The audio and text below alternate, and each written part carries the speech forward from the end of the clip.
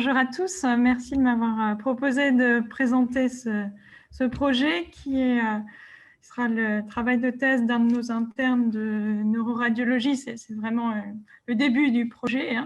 L'idée, c'était de travailler sur les malformations artério-veineuses cérébrales au cours de la maladie de Randu-Osler sur la base d'une étude rétrospective.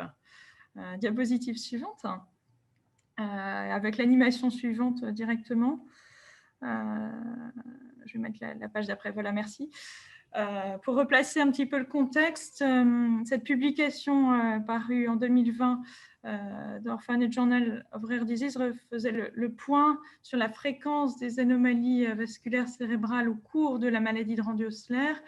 Et comme vous voyez, il y a un petit peu deux types d'anomalies, celles dont la fréquence est celles qui sont clairement associées à la maladie de Randu-Osler et dont la fréquence est clairement supérieure, qui sont les malformations à haut débit de type nidal, qu'on retrouve essentiellement chez des adultes jeunes, et puis de manière beaucoup plus rare des fistules artério-veineuses qui sont des fistules piales qu'on observe de manière rare essentiellement chez des nouveau-nés, et puis d'autres malformations que j'ai précisées dans la colonne de droite qui sont des malformations dont pour certaines la fréquence est supérieure au cours de la maladie de Randu-Osler par rapport à la population générale, mais qui ne sont pas spécifiques de la maladie de Randu-Osler. Et parmi celles-là, il y a les téléangiectasies, il y a les cavernomes cérébraux, il y a les anomalies veineuses de développement, et puis j'ai également cité les anévrismes cérébraux. En fait, les études et donc cette publication de 2020 de Mereker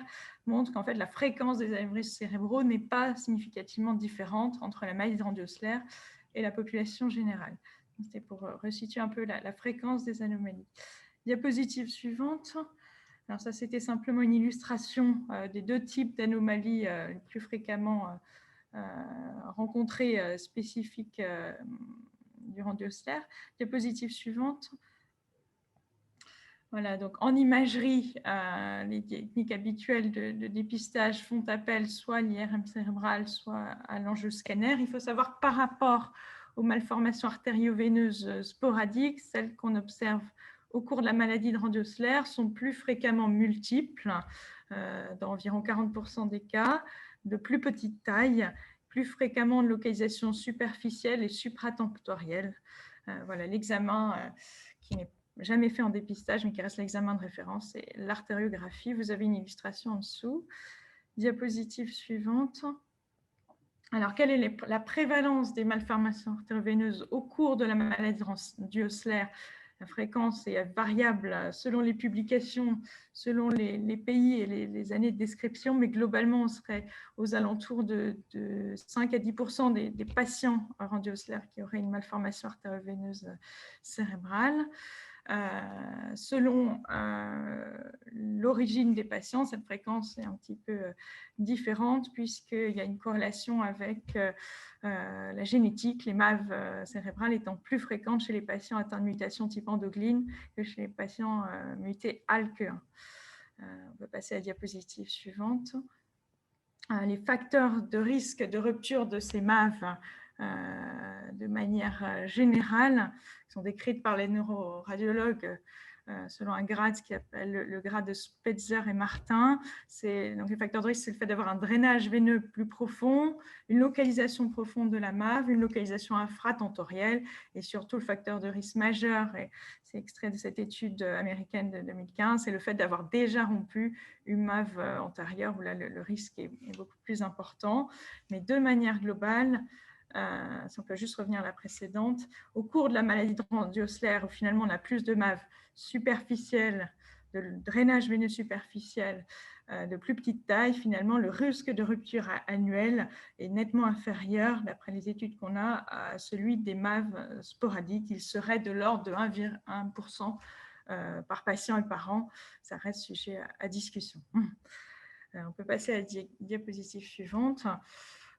Donc, l'objet de cette question, c'est de remettre l'accent sur une discordance qui persiste entre les recommandations internationales sur la prise en charge des MAV au cours de la maladie de Randu-Osler, qui sont un peu anciennes, 2011, où il est toujours recommandé dans ces papiers internationaux de faire un dépistage systématique par IRM cérébral chez l'adulte chez tout adulte atteint de maladie radio-ossellaire.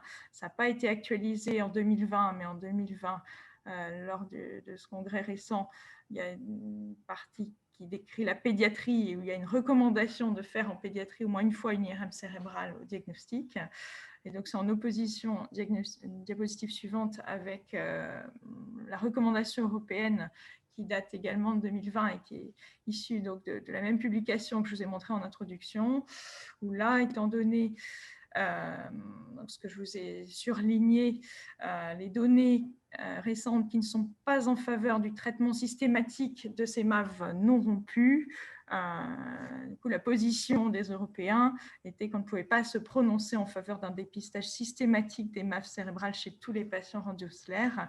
Donc, ce qui a été suggéré dans cette position, c'est que le patient soit informé de ce risque et que ça puisse être discuté au cas par cas, mais en aucun cas que ça soit fait de manière systématique. Voilà, donc c'est un petit peu cette discordance entre ces recommandations qui a motivé le projet de cette étude. Donc une étude rétrospective monocentrique qu'on a débuté donc avec le centre à la fois Dr Dupuy-Giraud bien sûr et nos neuroradiologues, donc Omer Eker et donc un interne David Ben Khalifa qui a commencé le recueil très récemment sur ces données. Donc c'est de décrire l'incidence de ces MAV cérébrales chez les patients radio-ossellaires dans notre centre, les décrire d'un point de vue clinique et neuroradiologique, étudier la fréquence le type de mutation retrouvée, la fréquence des complications hémorragiques spontanées avec ou sans traitement. On peut passer à la diapositive suivante qui est la dernière. Donc, le recueil est juste à l'état d'ébauche pour l'instant, mais dans notre base, nous avons à ce jour 1786 patients répertoriés. Parmi ceux-là, 37 avaient des MAV symptomatiques, donc révélés le plus souvent. On les a découverts le plus souvent sur des modes de céphalée, épilepsie, différents symptômes. Voilà, parmi ces 37 patients symptomatiques, 12 ont fait une hémorragie cérébrale, dans l'immense majorité des cas à l'âge pédiatrique, dans 3 cas à l'âge adulte. Pour 486 patients, notamment de manière un peu plus ancienne, il y avait des dépistages systématiques par IRM. Donc, parmi ces 86 patients, le dépistage était négatif dans 460 cas. On a trouvé une MAV de manière fortuite dans 26 cas. La plupart de ces patients, 22, ont été surveillés. 4 ont été traités de manière diverse et avec dans 3 cas des complications. Voilà, donc on est en cours d'analyse de ces dossiers. Voilà. Et je vous remercie.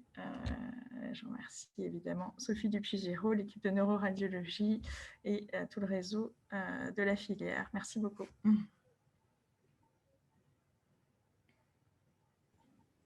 Merci pour votre intervention. Je ne sais pas si vous avez des questions. Merci. Merci. Le papier des Européens, c'est le papier qui est issu de l'ERN, disant qu'il ne fallait pas dépister les anomalies cérébrales. Oui, c'était fait dans le cadre de l'ERN, non? Oui, ça a été fait dans le cadre de discussions européennes. Je suppose que c'est l'ERN, oui. Suite aux discussions européennes, où ça avait été un sujet très, très débattu, où effectivement, c'est la conclusion qui a été donnée au niveau européen. Alors que Et vos premiers résultats, ils sont en faveur aussi du fait qu'il se passe assez peu de choses et que donc ça vaut voilà, pas... sur cette analyse qui est très simpliste et on n'est pas encore allé à fond dans tous les dossiers, mais en tous les cas, il y en a quand même peu qui se compliquent d'hémorragie cérébrale et même, j'ai regardé à nouveau les 3 patients adultes qui ont saigné. En fait, il va sans doute falloir qu'on en reclasse certains, puisqu'en fait, un de ces 3 cas, en fait, c'est une rupture d'anévrisme. Donc, je vous expliquais que ce n'était pas spécifique. Donc, en fait, de complications vraiment reliées à la maladie, je pense qu'on va être sur un chiffre vraiment assez faible. Il y a une question à propos des symptômes qui sont présents chez les 37 patients symptomatiques qui n'ont pas saigné. Le plus souvent, je ne pourrais pas vous dire le chiffre exact parce que je n'ai pas tous les dossiers, mais le plus souvent, c'était des céphalées atypiques, ou parfois une épilepsie qui avait motivé l'imagerie chez ces 37 patients. C'est-à-dire que l'imagerie n'avait été réalisée finalement que devant un symptôme Et c'est ce Voilà, symptôme-là le plus qui, souvent, c'était des céphalées récurrentes ou, voilà, qui nécessitaient un avis neurologique et une imagerie. Il y a le docteur Sophie Dupugiro qui a levé la main, peut-être pour ajouter. Oui, c'était juste pour compléter. Donc, Vaskern, en effet, c'est bien le papier qui a été fait dans le cadre du réseau européen. Et donc, le point qu'on voulait vraiment regarder dans cette étude, qui a été très clair, qui a très bien présenté Mathilde, c'est vraiment le risque de iatrogénie. Et c'est aussi pour ça que le réseau européen, de dire attention au risque de diagnostic et de iatrogénie au traitement. Et on voit très bien que dans cette étude, il y a quand même les patients traités qui étaient asymptomatiques. Il y a beaucoup de complications liées au traitement. Donc voilà, c'est aussi ça qui a attiré notre attention et justifié cette étude. vieille balance bénéfice-risque qui reprend le dessus, c'est bien. Eh bien, merci beaucoup. Alors, il y a le docteur Piotin qui a également levé la main, peut-être pour intervenir. Oui, je ne sais pas si vous m'entendez. Oui. Ici, je vous entends. Dans la pratique clinique, c'est quand même assez dur de refuser aux patients ou à la famille, ou notamment aux parents, un dépistage systématique de MAV par IRM totalement non invasive dans le cadre de maladies de Randy Osler. D'un point de vue pragmatique, c'est très difficile de dire que ça ne sert à rien. L'idée, ce n'était pas forcément de Oui. refuser, c'était d'informer le patient qu'il y avait un risque d'environ 5% en moyenne et de dire que notre position était de ne pas le proposer de manière systématique en l'absence de signe d'appel. Après, il y a quand même des cas, effectivement, où dans certaines familles où il y a des antécédents d'atteinte cérébrale dramatique, etc., et de pouvoir le réaliser s'il y a une demande expresse du patient, mais en tout cas de ne pas le faire de manière systématique devant tout patient chez qui on découvre un Randy Osler et qui ne demande rien. Donc, il y a quand même une information. Oui, bien sûr. Voilà. Oui, non, si je peux compléter, on ne refuse jamais. Hein. On informe les patients, on leur dit une possibilité. Et clairement, quand l'information est faite avec des données précises, on a très peu de patients qui sont demandeurs de faire une IRM cérébrale. On voit que c'est un sujet chaud. Parce que je ne suis pas d'accord, je le propose en expliquant que ça ne sert pas à grand-chose, les patients ne le demandent pas. Donc, on voit que c'est un sujet sur lequel on pourrait discuter pendant longtemps. Donc, ça sera important d'avoir la suite de l'étude pour une discussion plus complète. Merci beaucoup. Merci à vous. À bientôt. Je crois qu'on a encore une minute. Demandez, vous avez corrélé par rapport à Aruba? Alors, je n'ai pas en tête l'étude d'Aruba, donc je ne suis pas capable de répondre à la question. Je ne sais pas, Sophie, si tu peux compléter. On répondra quand vous aurez fini votre étude. On garde la question pour la prochaine fois. Et on complétera quand l'étude sera avancée, car on a bien compris que c'était préliminaire. C'est le début, oui. Je ne peux pas vous donner avant de résultat. Merci. Je crois que mon micro est ouvert, oui. Donc, Didier Erasme de l'AMRO. J'ai hésité à prendre la parole, mais je dois le faire suite aux réactions qu'il y a eu derrière. C'est vrai qu'au sein de Vaskern,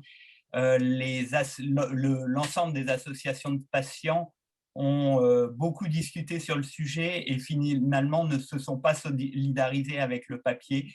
En particulier, il y a des pays où le dépistage est déjà systématique et c'est quelque chose que les associations de patients n'ont pas voulu, certaines associations n'ont pas voulu perdre. Ça a été des débats assez mouvementés sur le sujet.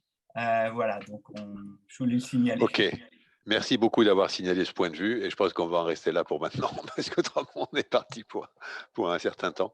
Donc on en reste là sur ce sujet et on attend donc votre prochaine venue, Mathilde François, pour vous aurez des arguments à proposer aux uns et aux autres pour une discussion qui s'annonce animée. Merci. Merci à vous. À bientôt.